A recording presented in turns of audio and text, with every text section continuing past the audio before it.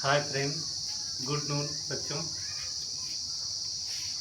भौतिक विज्ञान कक्षा 12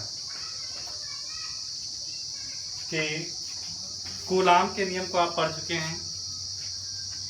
कूलाम के नियम में आप लोगों ने क्या पढ़ा था?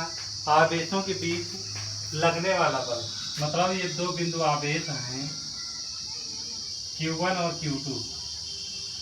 इनकी प्रकृति अभी फिक्स नहीं है, क्या है, ये प्लस है ये माइनस है, दोनों प्लस हैं कि दोनों माइनस हैं, इसकी प्रकृति नहीं पता है। इनको मिलाने वाली एक रेखा है, एक सीधी रेखा। अब देखिए, जब दोनों आवेशों को पास लाया जाएगा तो इनके बीच अगर दोनों समान हैं तो क्या होगा? प्रतिकर्षण होगा। अगर दोनों जैसे प्लस प्लस दोनों हैं या माइनस माइनस हैं तो क्या हो जाएगा? दोनों समान है, जैसे ये प्लस ये भी प्लस हो तो क्या होगा? प्रतिकर्षण। ये माइनस दोनों माइनस हो तब दोनों स्थितियों में क्या होगा? प्रतिकर्षण। अगर दोनों आवेश अलग अलग प्रकृति के हैं तो उनमें होगा प्रतिकर्षण, मतलब ये दूर हटेंगे। इस पर जो बल लगेगा इसकी क्रिया रेखा में, क्रिया रेखा का मतलब है ये लाइन है, ये इसी लाइन की क्या बोलते हैं? क्रिया रेखा। क्रिया रेखा के अनुदिश अगर इस लाइन में देखा जाएगा तो क्रिया रेखा के अनुदिश, तो यहाँ पर क्रिया रेखा के अनुदिश या तो देखिए, जब प्रतिकर्षण होगा तो बाहर की ओर बल लगेगा। कहाँ की ओर? बाहर की ओर बल लगेगा। लेकिन मान लीजिए जब प्लस एक हो और दूसरा आवेश माइनस हो, या पहला माइनस या दूसरा प्लस, तो इनमें क्या होगा? आकर्षण। क्या होगा? आकर्षण बल होगा। और इनमें भी जो बल लगता है इस क्रिया रेखा, मतलब इस सीधी लाइन में ही लगता है, और वो कहाँ लगता है? अंदर की ओर बल लगता है। जब अंदर की ओर चिपकेंगे तो आकर्षण, और जब बाहर की ओर जाएंगे तो प्रतिकर्षण। तो समान आवेश है तो प्रतिकर्षण और विपरीत आवेश है तो आकर्षण। तो इनके बीच स्थिर वैद्युत बल, इन दोनों को मिलाकर कौन सा बल बोलते हैं? इन दोनों का नाम क्या हो जाएगा? स्थिर वैद्युत बल। स्थिर वैद्युत बल। स्थिर वैद्युत बल। तो स्थिर वैद्युत बल जो होता है वो किसके बराबर होता है? स्मॉल के Q1 Q2 अपान किसके होता है? R² के। मान लेते हैं आवेशों के बीच की दूरी क्या है? स्मॉल r है। तो आवेशों के बीच की दूरी जो है उसके वर्ग के व्युत्क्रमानुपाती होता है। अब देखिए ये क्या आया? कूलाम का सूत्र। किसका सूत्र आया? कूलाम का सूत्र आ गया। अब आपको क्या पढ़ना है? कूलाम के सूत्र में ये क्या के जो दिया गया ये क्या है, इसका मान क्या होता है, इसका मात्रक क्या होता है, इसके बारे में हम आपको विधिवत पढ़ाएंगे। ठीक है, तो बच्चों ये जो न्यूटन का फार्मूला दिया गया है इसमें के मान के बारे में हम पढ़ते हैं। तो यहाँ पर देखिए के लिए के का मान दो बातों पर निर्भर करता है। जो यहाँ पर के दिया गया है वो दो बातों पर निर्भर करता है। कौन कौन सी बातें हैं? देखिए यहाँ पर एक है मात्रक पद्धति पर, मतलब कि इसका मात्रक क्या क्या हो सकता है, और दूसरा माध्यम पर, मतलब जहां पर दोनों आवेश स्थित हैं वह कौन से माध्यम, मतलब यहाँ पर कौन सा माध्यम है, ये दोनों आवेश जहां पर स्थित हैं इसके चारों ओर कौन सा माध्यम है, अर्थात ये दोनों आवेश किस माध्यम में उपस्थित हैं, वायु माध्यम है, जल माध्यम है, किस माध्यम है, इसके बारे में पढ़ना है इस लाइन में आपको। चलो देखते हैं। तो कूलाम के नियम से क्या होता है? F = K Q1 Q2 अपान R²।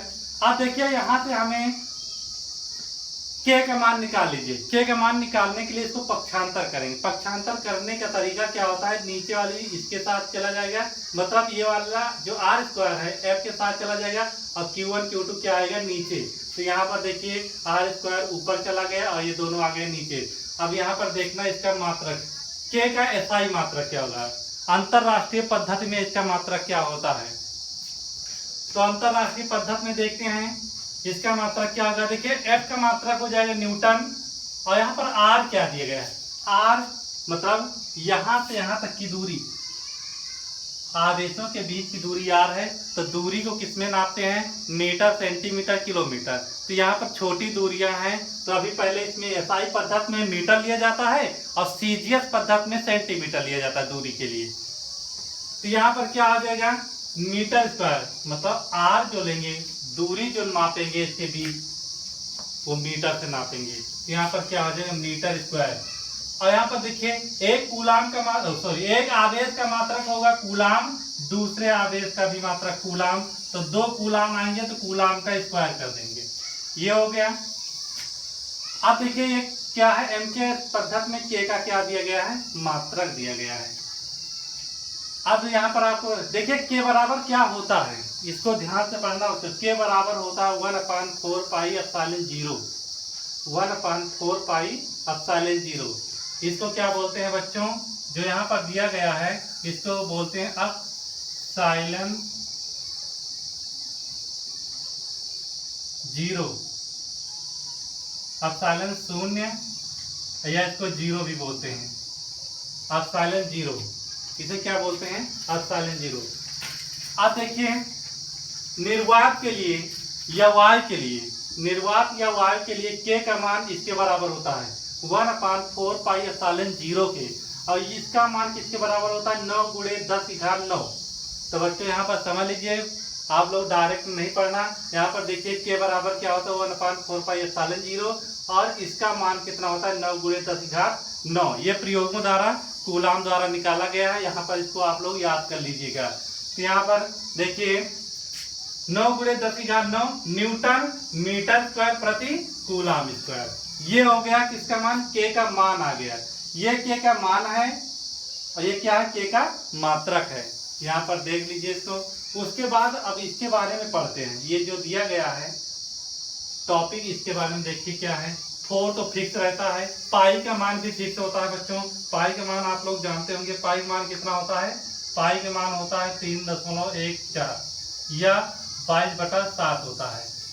इसका मान भी फिक्स होता है। तो देखिए इनका मात्रक, 4 का कोई मात्रक नहीं होता, कोई अंक है तो उसका मात्रक नहीं होता है, कोई भौतिक राशि होगी तभी उसका मात्रक होगा। अब यहाँ पर पाई भी क्या है, फिक्स है। यहाँ पर देखिए यहाँ पर एप्सिलॉन 0, एप्सिलॉन 0 क्या है, एप्सिलॉन 0 का मान कैसे निकालेंगे। एप्सिलॉन 0 को इधर भेज देते हैं और के को नीचे लाते हैं, हेरा फेरी कर देते हैं इसमें। एप्सिलॉन 0 को के स्थान पर के को ऐसे लाते हैं। अब देखिए यहाँ पर क्या हो जाएगा, के का मात्रक बच्चों कितना आया है, इतना न्यूटन मीटर स्क्वायर प्रति कूलाम स्क्वायर। लेकिन के यहाँ पर क्या है, नीचे है, तो भैया मात्रक पहला तो होगा नहीं। यहाँ से एप्सिलॉन 0 का मात्रक निकालोगे तो के का मात्रक क्या हो जाएगा, कैसे, के का मात्रक कितना आया है, न्यूटन मीटर स्क्वायर प्रति कूलाम स्क्वायर। तो यहाँ पर नीचे अगर न्यूटन मीटर स्क्वायर प्रति कूलाम स्क्वायर रखोगे तो कूलाम स्क्वायर जो नीचे वाली संख्या सबसे ऊपर चली जाए, कूलाम का स्क्वायर आ जाएगा। यहाँ पर बच्चों देख लीजिएगा, जैसे यहाँ पर क्या दिया गया है 1/4 पाई के, तो इन दोनों का मात्रक तो लिखना नहीं है, 4 पाई का कोई मात्रक नहीं होता है, केवल भौतिक राशि हमारी क्या है, के। देखिए 1 ऊपर है, के का मात्रक क्या है, न्यूटन मीटर स्क्वायर बटे कूलाम स्क्वायर। अब देखिए यहाँ पर 1 न्यूटन मीटर स्क्वायर बटे कूलाम स्क्वायर। अगर 2 बटा आया तो सबसे नीचे वाली संख्या सबसे ऊपर, जो सबसे नीचे राशि है मात्रक है वो सबसे ऊपर जाएगा। तो यहाँ का कूलाम स्क्वायर कहाँ चला जाएगा, ऊपर। तो यहाँ पर कूलाम का स्क्वायर बटे क्या हो जाएगा, न्यूटन मीटर स्क्वायर। तो एप्सिलॉन 0 का मात्रक क्या हो जाएगा, coulomb square newton metre square. ये हर वर्ष पूछा जाता है इसका मात्रक। एप्सिलॉन 0 क्या है, निर्वात की विद्युतशीलता। एप्सिलॉन 0 क्या है बच्चों, निर्वात की विद्युतशीलता है। देखिए इसका मान भी आपको याद करना होगा क्योंकि मोस्ट इंपॉर्टेंट है, इसका मान याद कर लीजिएगा। एप्सिलॉन 0 का मान होता है 8.85 × 10⁻12 कूलाम स्क्वायर। देखिए एप्सिलॉन 0 का मात्रा निकाल चुके हो ना, तो यहाँ पर एप्सिलॉन 0 का जो मात्रक है यहाँ भी वही होगा, तो coulomb square newton metre square, तो इसका मान इतना होता है। अब एप्सिलॉन 0 क्या है, एप्सिलॉन 0 क्या है इसको समझिए। एप्सिलॉन 0 देखिए ये बिंदु आवेश है, ये बिंदु आवेश है। इन दोनों बिंदुओं आवेशों को हम अलग अलग माध्यम में रख सकते हैं। मान लीजिए जब निर्वात में रखा है जहां पर वायु अनुपस्थित है, वायु की उपस्थिति नहीं है, तो इनके बीच जो बल लगेगा और जब इसको किसी माध्यम में रख दिया जाए, अर्थात जब मान लीजिए जल उपस्थित हो या कोई सघन माध्यम उपस्थित हो, उस माध्यम में अगर इसको रख दिया जाए, आवेशों को रख दिया जाए, तो इनके बीच जो आकर्षण प्रतिकर्षण, आकर्षण या प्रतिकर्षण बल लग रहा है, क्या निर्वात की अपेक्षा अधिक होगा? नहीं होगा। आप लोग एक उदाहरण से समझ लीजिए कि आपको अगर ऐसे वायु में हल्की वायु बह रही है, आपको दौड़ना है और उसके बाद जल में दौड़ना है, तो आप किसमें अधिक दौड़ोगे?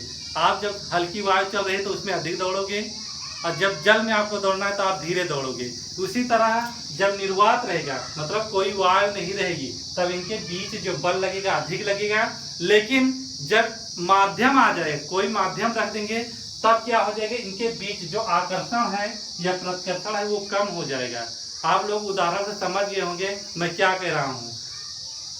जब इसे निर्वात या वायु रखेंगे तो इसके बीच आकर्षण अधिक होगा, और जब कोई माध्यम लाएंगे, जैसे कांच का माध्यम लाएं, तो क्या हो जाएगा, इनके बीच जो आकर्षण प्रतिकर्षण उसका प्रभाव निरस्त होगा लगभग, और इनके बीच जो बल लग रहा है बहुत कम लगेगा। तो माध्यम का प्रभाव इस पर पड़ रहा है कि नहीं पड़ रहा है?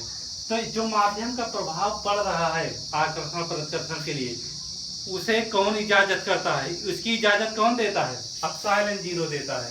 एप्सिलॉन जीरो क्या करता है?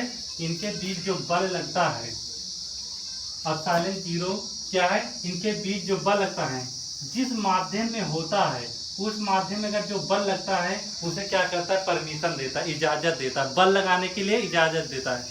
तो इसको ध्यान समझिए। एप्सिलॉन जीरो जो होता है माध्यम में लगने वाले बल को इजाजत करता है, बस इतना समझिए। एप्सिलॉन जीरो क्या है? किसी भी माध्यम में जो इसके बीच बल लगता है उसको क्या करता है? इजाजत करता है कि आप इतना बल लगाइए। जैसे निर्वात में अधिक बल, कांच में कम बल, जल में कम बल, ऐसे होता है। तो आप लोग समझ गए होंगे ये एप्सिलॉन जीरो। और यहाँ पर एप्सिलॉन जीरो का विमीय सूत्र दिया गया, इसको भी आप लोग याद कर लीजिएगा, अच्छे से रिवीजन कर लीजिएगा, जिससे आपको अच्छे समझ में आ जाए। अब के का CGS पद्धति में मात्रक क्या होता है? CGS का मतलब होता है सेंटीमीटर, मतलब दूरी सेंटीमीटर में लेंगे, और द्रव्यमान मतलब द्रव्यमान जो तौलेंगे उसको क्या रहेगा? ग्राम में लेंगे, और समय को सेकेंड में मापेंगे। अब देखिए के बराबर क्या होता है? कूलाम के नियम से यहाँ पर पढ़ा है समीकरण 1 से। के बराबर क्या? F(r²) बटे Q1 Q2 ये दिया गया है। अब F का मात्रक क्या होता है? न्यूटन, और इसका होता है मीटर स्क्वायर, और ये क्या है? Q1 और Q2। देखिए आवेश का मात्रक कूलाम, एक का कूलाम दूसरे का कूलाम, कूलाम कूलाम कूलाम का स्क्वायर। तो उसके बाद क्या है? अब चलो देखते हैं, ये F जो दिया गया है लगने वाला बल, इनके बीच लगने वाला स्थिर वैद्युत बल या तो आकर्षण का या तो प्रतिकर्षण का है। तो बल कितना होगा? 9 × 10⁹ होगा। और यहाँ पर क्या है? इसे डाइन में बदलना है। अभी तक किसमें है? न्यूटन में। न्यूटन को डाइन में बदलते हैं तो 10⁵ से गुणा कर देते हैं। याद रखना बच्चों, F का मान कितना है? इतना मिल गया CGS पद्धति में। CGS पद्धति में F का मान कितना होता है? इतना होता है। और न्यूटन को हमें डाइन में बदलना है तो 10⁵ हो जाएगा। उसी तरह अगर मीटर को सेंटीमीटर में बदला जाए तो 1 मीटर में कितने सेंटीमीटर? 100, क्योंकि यहाँ पर मीटर 2 हैं। अरे मीटर स्क्वायर है तो इसका मतलब मीटर 2 हुए ना। तो 1 मीटर के लिए 100 सेंटीमीटर, दूसरे मीटर के लिए भी 100 सेंटीमीटर। यहाँ पर देखिए Q1 आवेश जो होता है CGS पद्धति में, आवेश का मान कितना होता है? 3 × 10⁹ स्टेट कूलाम। ये पहले पढ़ चुके आप लोग। ये क्या होता है? इतना स्टेट कूलाम।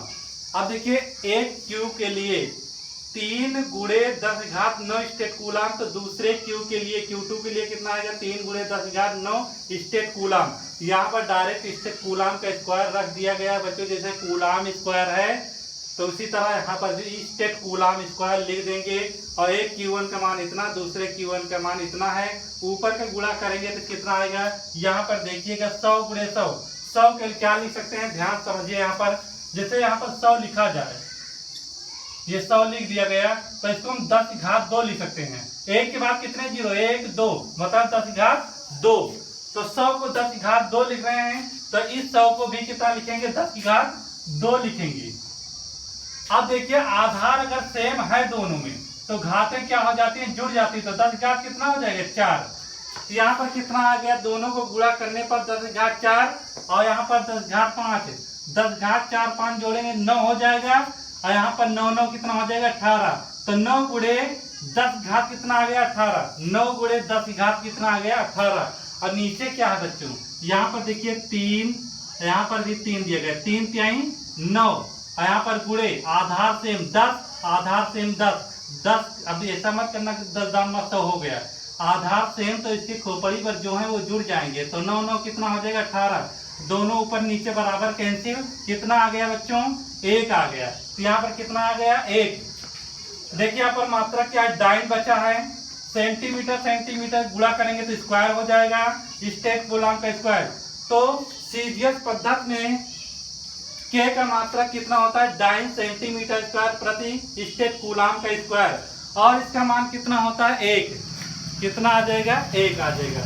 अब इसके बाद आपको बताएंगे के माध्यम पर कैसे निर्भर है, के माध्यम पर कैसे निर्भर है। चलो देखते हैं।